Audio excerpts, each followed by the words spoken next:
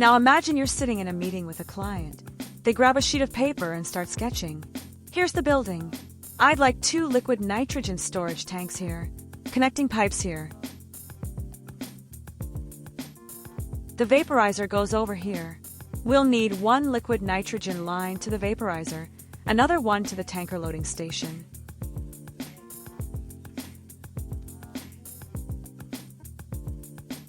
And the liquid nitrogen supply comes from the building. That's it.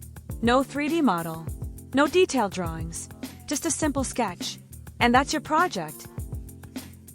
Before we dive into AutoCAD Plant 3D, let's make this project look real. I chose a random location and a random building to place our tanks next to. Let's see how it looks from the side. And let's quickly sketch our vision.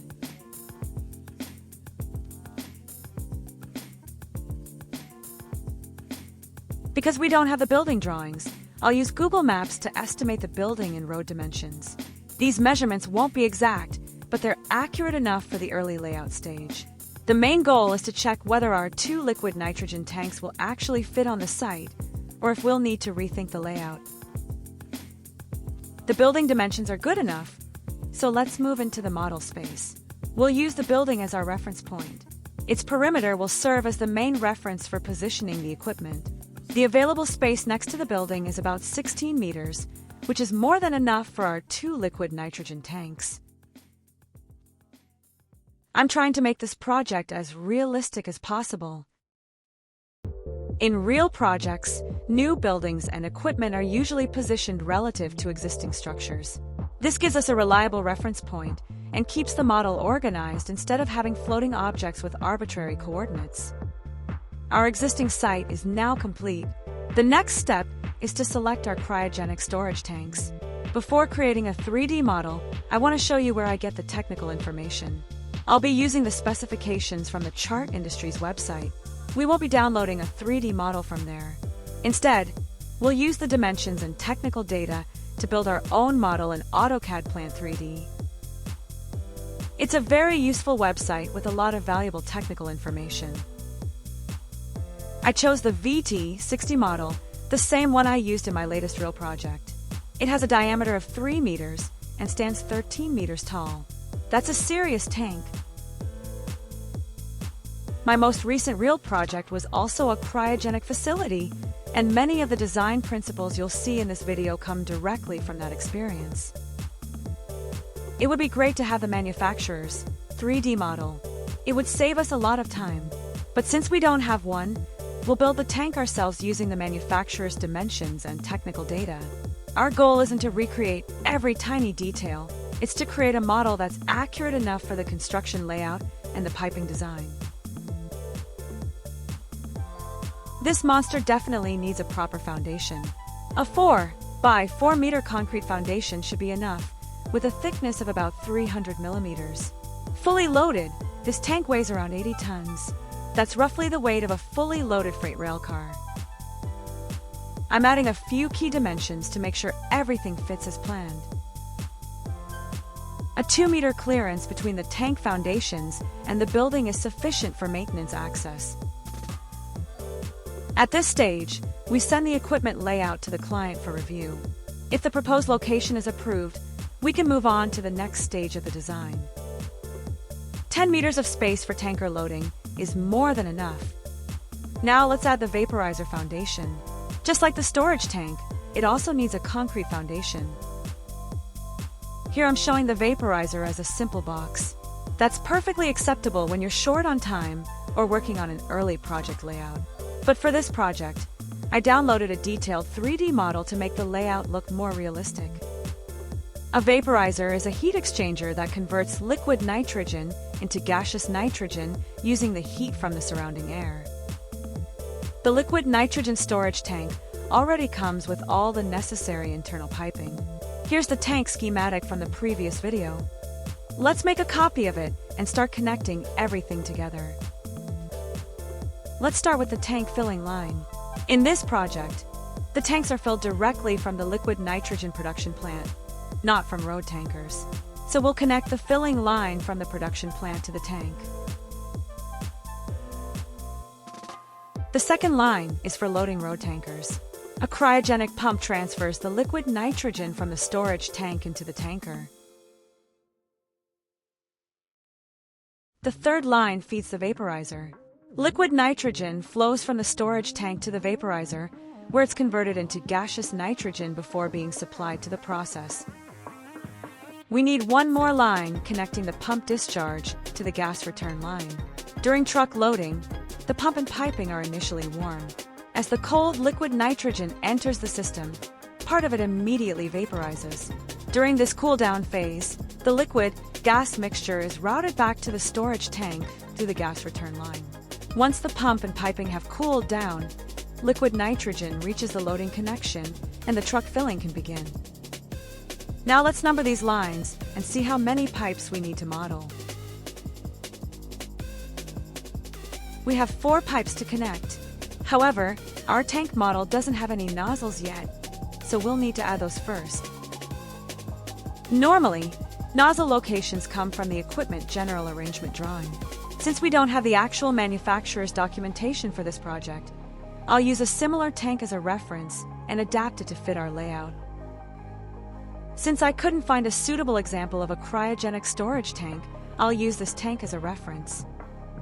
While searching for reference drawings, I also found several useful tank operation schematics. They're a great resource if you want to better understand how a cryogenic storage tank works and how the process is arranged. I'll position the nozzles in similar locations to match the requirements of our project. At first glance, the nozzle arrangement may look complicated, but most of it is simply the tank's internal piping, just like the schematic we looked at earlier. For our 3D layout, we only need the nozzle connection locations. That's all. One more thing about these nozzles. If you remember, they're not located on the bottom or on a simple radial face. They're positioned at different angles on the lower part of the tank, making them difficult to place accurately with the Add Nozzle tool in Plant 3D. Instead of spending time on that, I'll simply route short pipe stubs to represent the nozzle connections. For this project, that's more than accurate enough. It's not our job to model every small siphon and valve.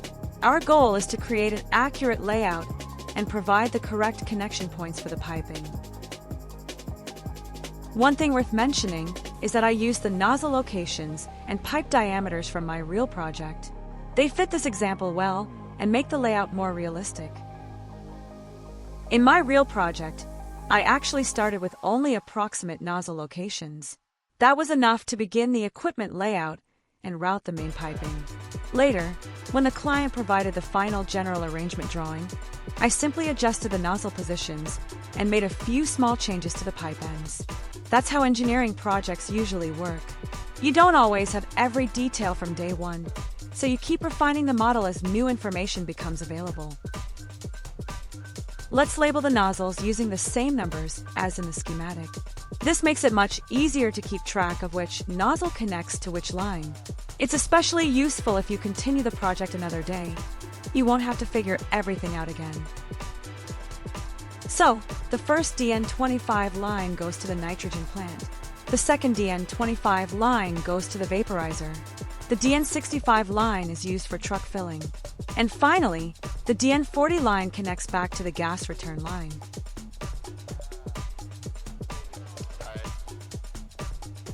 Now that the nozzles are in place, we can simply copy them to the second tank. Since both tanks are identical, there's no reason to model everything twice. Now let's start routing the first line, the DN25 liquid nitrogen filling line.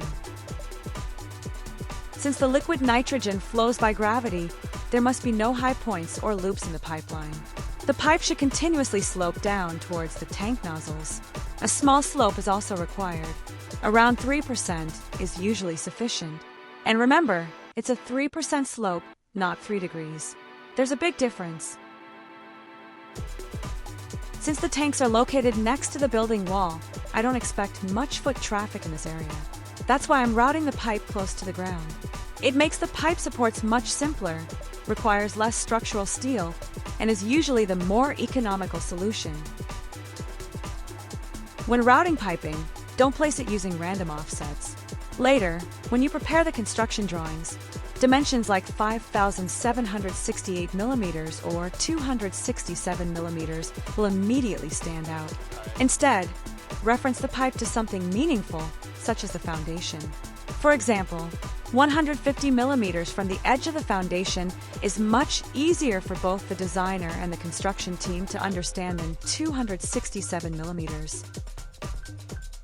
With the pipe routing complete, let's move on to the next step. What do you think about this pipe support? When working with cryogenic piping, the supports are quite different. The support shown here is just a placeholder. In a real cryogenic system, the vertical leg would act as a major thermal bridge, transferring heat into the pipe. Instead, cryogenic pipes use specially designed insulated supports that are installed on top of the pipe insulation to minimize heat leak and prevent icing. A real cryogenic pipe support would look something like this. Let me show you a few real-world examples. These cryogenic supports are commonly called cold shoes. They're installed on top of a high-strength insulation block that can carry the weight of the pipe without being crushed. This keeps the pipe properly supported while minimizing heat transfer into the cryogenic system. Speaking of insulation, the best solution is usually a vacuum-jacketed pipe. It's essentially a pipe inside another pipe with the space between them evacuated to create a vacuum. This provides excellent thermal insulation. Compared to conventionally insulated cryogenic piping, vacuum-jacketed systems are much more compact. The downside is the cost. They're significantly more expensive. I don't design vacuum-jacketed piping myself. That's typically handled by cryogenic specialists, while I focus on conventionally insulated cryogenic piping and the overall plant layout. Foamglas insulation is much closer to a conventional insulation system, but it's specifically designed for cryogenic service. It's extremely rigid, doesn't absorb moisture, and maintains its insulating properties even at very low temperatures. It's also non-combustible, has excellent compressive strength, and provides a stable base for cryogenic pipe supports such as cold shoes. Let me show you the difference in space requirements. This is how much room a vacuum-jacketed pipe would take.